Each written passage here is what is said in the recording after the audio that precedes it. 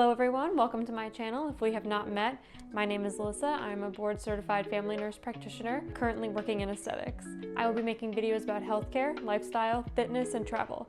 So if any of that sounds interesting to you, go ahead and subscribe and follow along for more videos.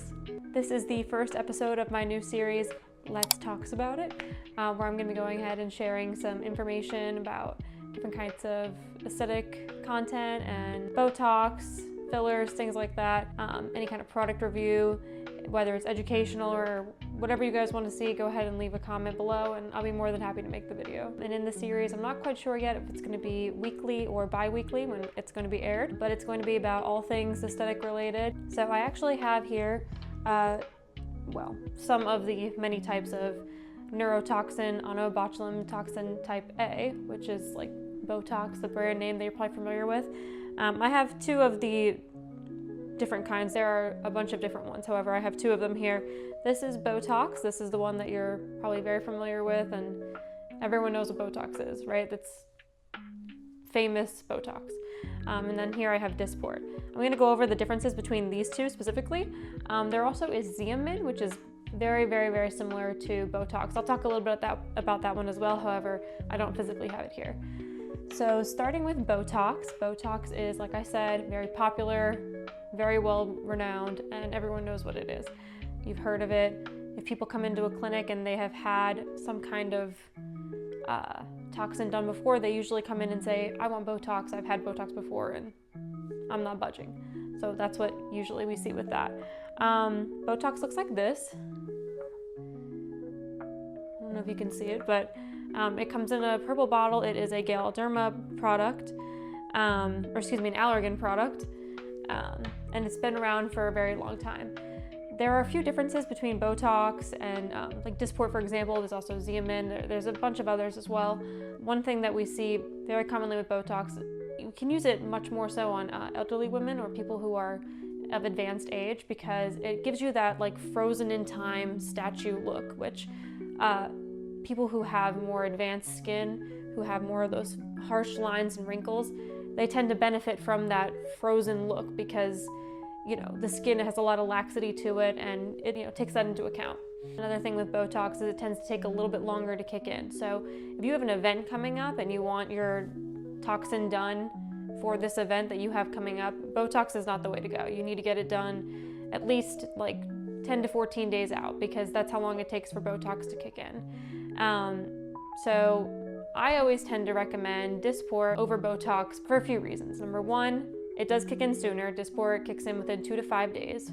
It can last longer, up to 3 to 4 months, and it is a little bit resistant if you are someone who is like very active. For men, for example, people who have faster metabolisms, it doesn't get eaten up as much, whereas Botox tends to it's a little more susceptible to faster metabolisms.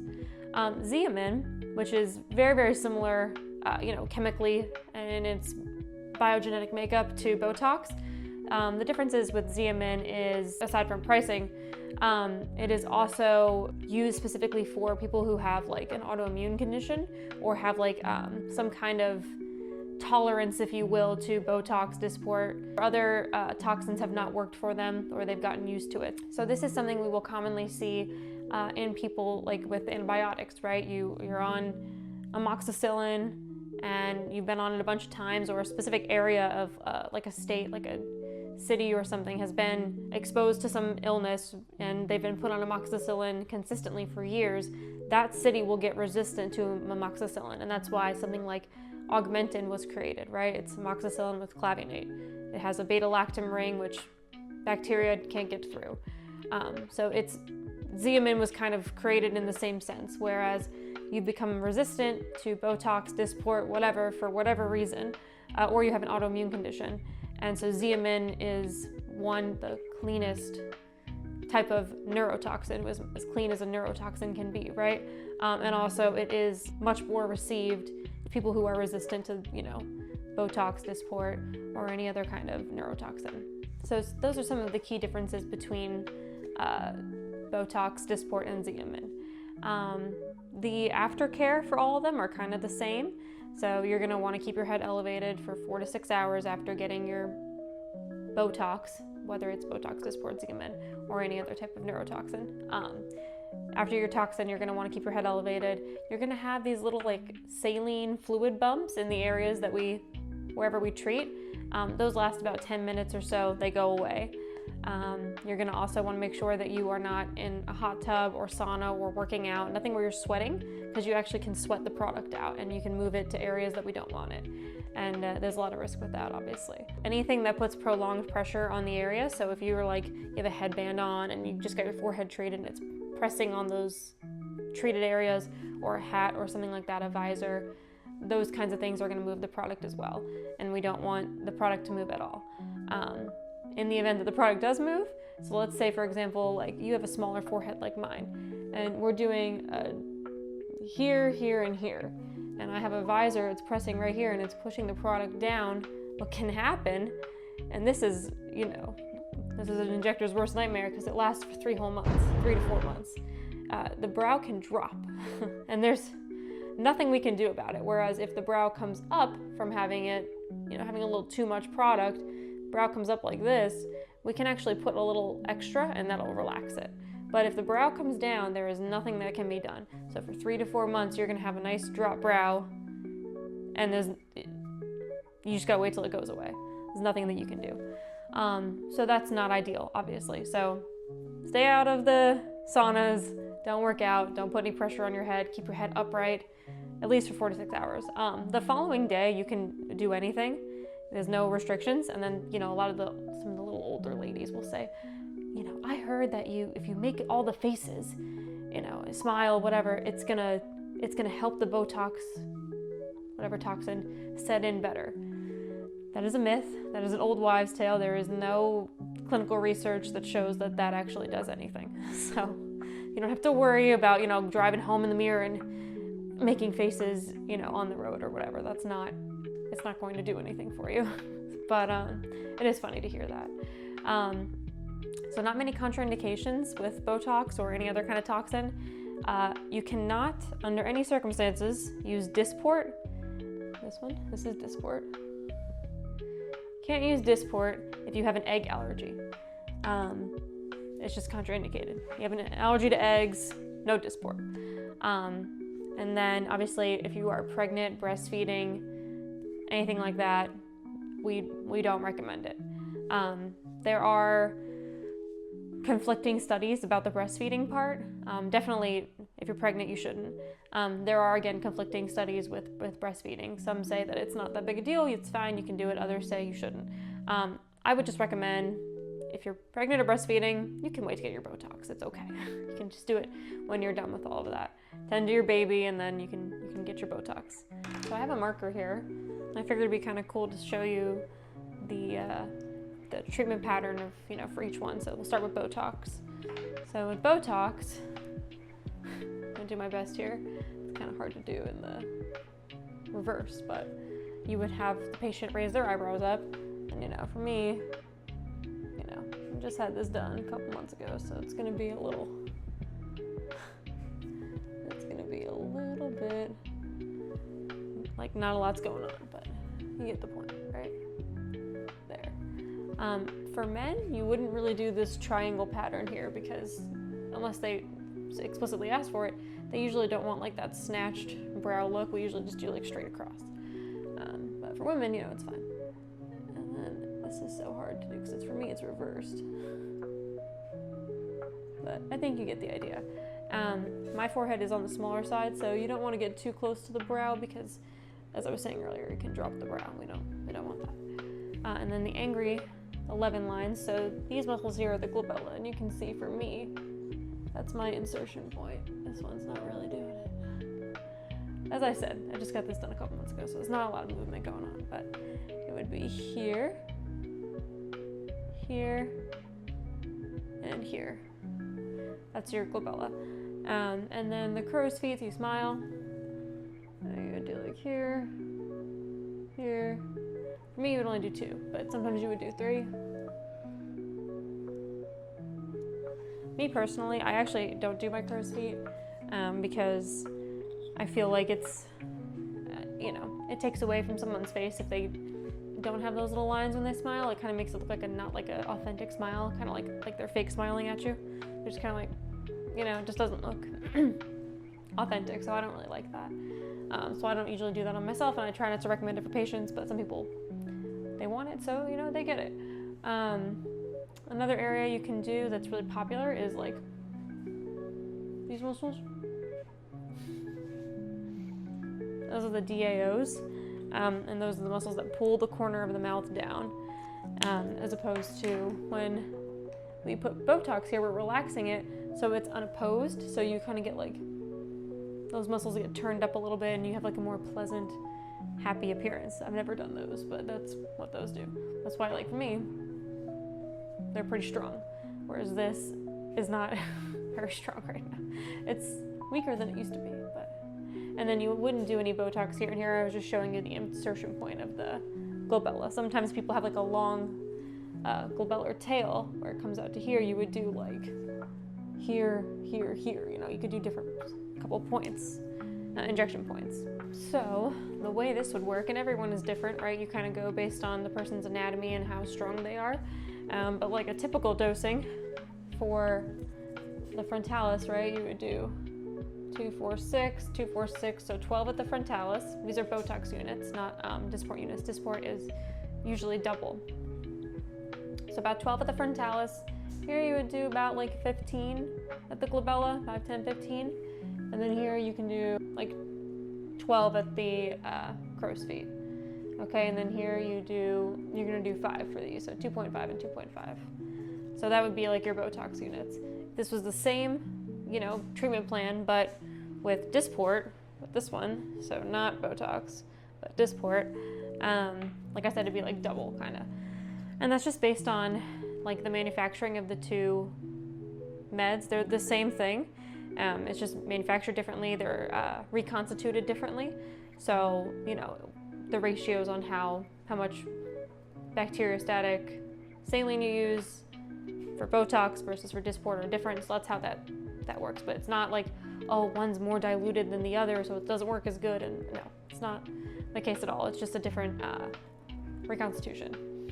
So for Dysport, you would do 5, 10, 15, 5, 10, 15, so 30 at the frontalis here. You could do 10, 20, 30, and then, this depends. Usually for most people, you do 30 around the eyes, but in my case, it would probably be like 20, 5, 10, 15, 20, right? And then here you do 10, 5 and 5. But usually you'll see like a 30, 30, 30 for Dysport for this area. But there's not a lot of space here, so you can also do like a little like brow lift, right? So like you just come right up here and you put some, and that could be obviously Botox or Dysport, doesn't make a difference which one you use, or Xeomin or any of the other ones. And that would be for Botox, it would be like 2.5, so 5, and then Dysport it would be 5 and 5, so 10.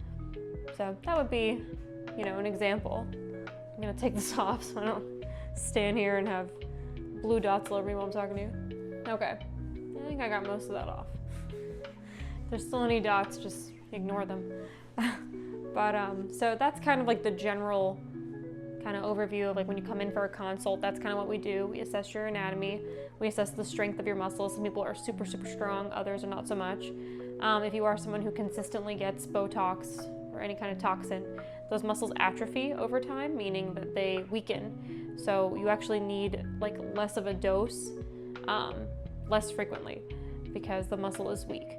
So that helps to wall it out, You don't have to pay as much because we're doing less dose. Another thing that's important to mention in terms of the differences between Botox and Dysport. Botox, like I was saying, has that frozen in time kind of look. Dysport, we recommend a lot for like people who are teachers, actors, people in healthcare, people who have children or who need to, convey some kind of nonverbal cue, as opposed to, it doesn't really make a difference if you're not picking up my nonverbal cues for whatever reason, right? Dysport, it allows you to do that. With the spread of Dysport, you have that natural kind of movement. So like for me, for example, I use Dysport. So I had mine done recently and like, there's still movement, right? Like it's not like I can't like raise your eyebrows up. It's like, I'm raising them up, Like that's with Botox, sometimes that can happen. You can make someone frozen with Dysport, however, you'd have to use like a ridiculous amount of Dysport. And it's, there's no really need to do that when you have Botox. This is a topic that I have written down here that I think is really interesting. So there's something that's out in social media called baby tox or baby Botox. And I think it's a really interesting topic because it's not like a real thing. It's just something that some term that somebody coined and made up. It's not real. Like, there is no such thing as baby tox. Like, I'll have young girls come in and they're nervous because, you should be nervous, right? Like, it's a toxin that you're putting into your body that relaxes muscles. So they're nervous about putting something in their body. They come in and they want fuller lips.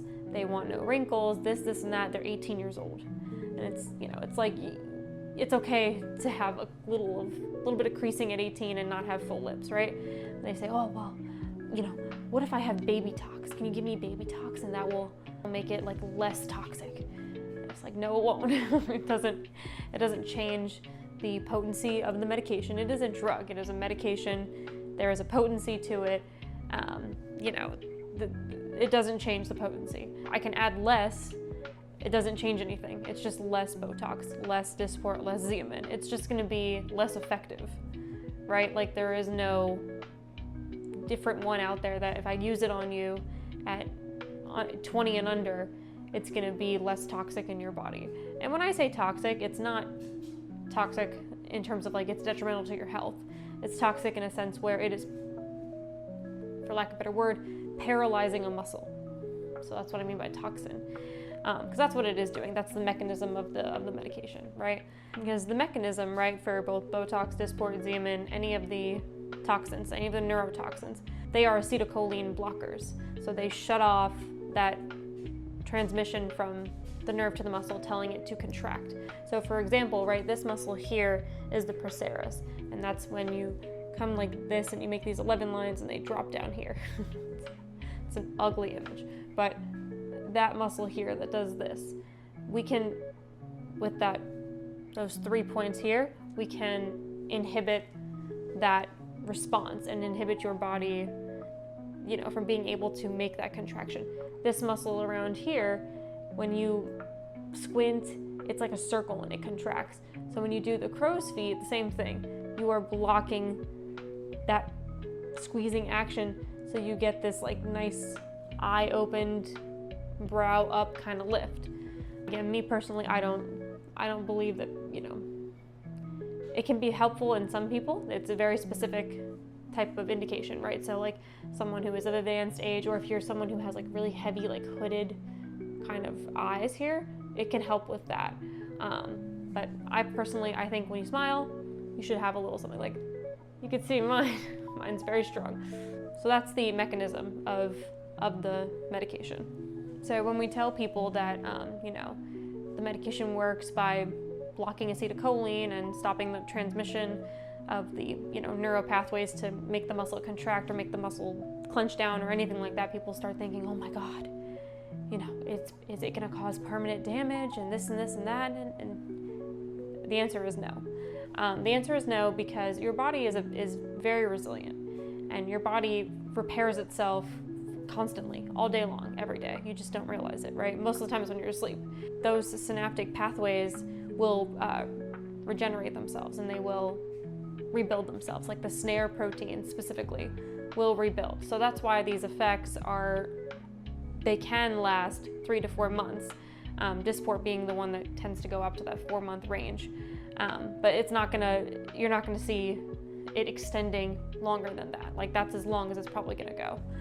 Especially if you're if you're a male, if you are very active, you're in the gym, you're on your feet a lot, sweating a lot, if you live in sunny South Florida, the reality is it's not going to last much longer than that. You've been using Botox for 20 years, right? The likelihood that your body, like I was saying, your body is very smart and is very regenerative, and it learns quickly. So the likelihood that your body's going to learn, oh, this medication that I get every 3 to 4 months for the last 20 years makes this muscle relax. I'm gonna fight against it, and I'm gonna use X, Y, and Z to inhibit the inhibition of the muscle contraction. if that makes sense. So your muscle will not contract or will not relax the way we want it to. So it will continue to contract even with the normal prescription of Botox, Dysport, whatever. Even sometimes, even if you use a little more, it still is not going to make much of a difference. You'll start seeing patients coming back and saying, I was just here, and at the 2-week mark for Botox and Dysport, you have patients come back for a follow-up, make sure everything looks okay. They don't have any weird, Spock eyebrow, they don't have any movement they don't like, but they come back and they say, nothing worked. This is still moving, these are moving, this, whatever. Everything is exactly the same, and I paid this much money, right? And like, as an injector, you don't like to hear that because, you work hard on making sure the treatment plan is good for the patient and that they understand everything, the risks and the benefits. And then as the patient, obviously, you paid all this money and, the effects aren't there. Usually you see this, like I said, in advanced age women specifically. And it is because they are starting to build that tolerance up. So once that happens, we switch them to Xeomin. We say, oh, you know what? This is probably what's going on. Why don't we try a Xeomin? And a lot of times you'll find that is the cure-all. They switch to Xeomin and they're totally fine. You put that in the frontalis, in the procerus, the corrugator, crow's feet, whatever. It's totally fine. It's like nothing ever went wrong in the first place. So that's always a good option as well. And the reason for that is because Xeomin has no complexing proteins, which are what your body gets used to in both Botox and Dysport. So that kind of concludes this first episode of Let's Tox About It. I know I was a little bit scatterbrained and all over the place. I'm still trying to figure out this whole YouTube thing. If you know me, you know that this is not my forte, so I'm working on it. But I'm gonna have more episodes in the future. Any topics you want me to go over specifically, it doesn't have to just be aesthetics, by the way. Anything in healthcare, anything about nursing, nurse practitioner, family practice, any kind of general medicine questions, just let me know in the comments and I'll be more than happy to make the video about whatever question you have. I look forward to the next episode. Thank you guys so much for sticking around to the end and watching this whole thing through. I hope to see you around.